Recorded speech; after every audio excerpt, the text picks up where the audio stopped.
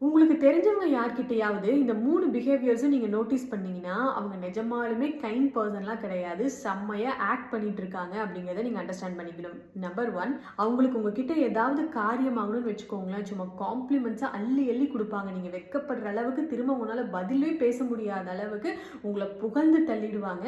இதெல்லாம் அவங்க உள்ள இருந்து சொல்றது கிடையாது.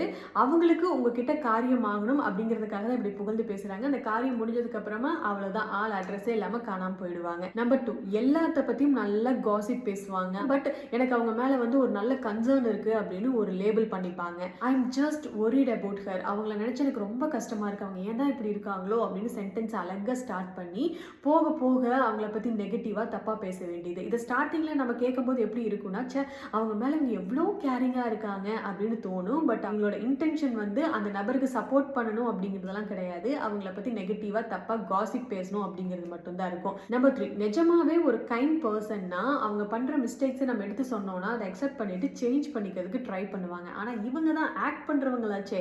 ஸோ அவ்வளோ சீக்கிரத்தில் அவங்க மிஸ்டேக்ஸ் நம்ம எடுத்து சொன்னா அக்செப்ட் பண்ணிப்பாங்கன்னு நினைக்கிறீங்களா? வாய்ப்பே கிடையாது. அது வரைக்கும் நல்லவங்க மாதிரி செம்மையா நடிச்சிட்டு இருந்தவங்க அவங்களோட மிஸ்டேக்ஸ் நீங்க எடுத்து சொன்னீங்கன்னா அவங்களோட இன்னொரு முகத்தை நீங்க பார்க்க ஆரம்பிப்பீங்க. அவங்களோட என்டையர் பிஹேவியர், பாடி லாங்குவேஜ், அவங்க யூஸ் பண்ற வேர்ட்ஸ் எல்லாமே மாறி இருக்கும்.